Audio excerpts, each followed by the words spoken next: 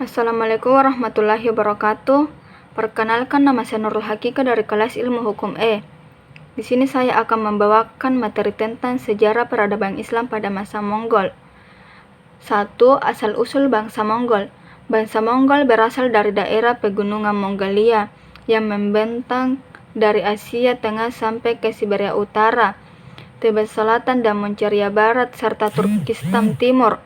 Nenek moyang mereka bernama Alanjakan yang mempunyai 2 putra kembar, Tarta dan Mongol. Kedua putra itu melahirkan 2 suku bangsa besar, Mongol dan Tarta. Mongol mempunyai anak bernama Ilhan yang melahirkan keturunan pemimpin bangsa Mongol di kemudian hari. Dalam rentang waktu yang sangat panjang, kehidupan bangsa Mongol tetap sederhana. Mereka mendirikan kemah-kemah dan berpindah-pindah dari satu tempat ke tempat lain. 2. Ciri-ciri masa Mongol. Adapun beberapa ciri-ciri masa Mongol yaitu berpindahnya pusat ilmu, 2. Tumbuhnya ilmu-ilmu baru, 3. Kurangnya kutubul kana, 4. Banyaknya sekolah dan mausud, 5. Penyelewangan ilmu. 3. Serangan Hulagukan. Wilayah kultur Arab menjadi jajahan Mongol setelah Baghdad ditaklukkan oleh Hulagu. Pada tahun 1258 Masehi, Hulagu Khan membentuk kerajaan Ilhaq yang berpusat di Tabriz dan Maraga. Ia dipercaya oleh saudaranya Mongke Khan untuk mengembalikan wilayah-wilayah Mongol di Asia Barat yang telah lepas dari kekuasaan Mongol setelah kematian Genghis Khan. Ia berangkat dengan disertai pasukan yang besar untuk menunaikan tugas itu pada tahun 1253 Masehi. 4. Dampak kekuasaan Mongol. Kekuasaan Mongol terdapat peradaban Islam sungguh sangat terasa. Dampak negatif tentunya lebih banyak jika dibandingkan dengan dampak positifnya. Kehancuran tampak jelas di mata dari serangan Mongol, sejak dari wilayah timur hingga ke barat.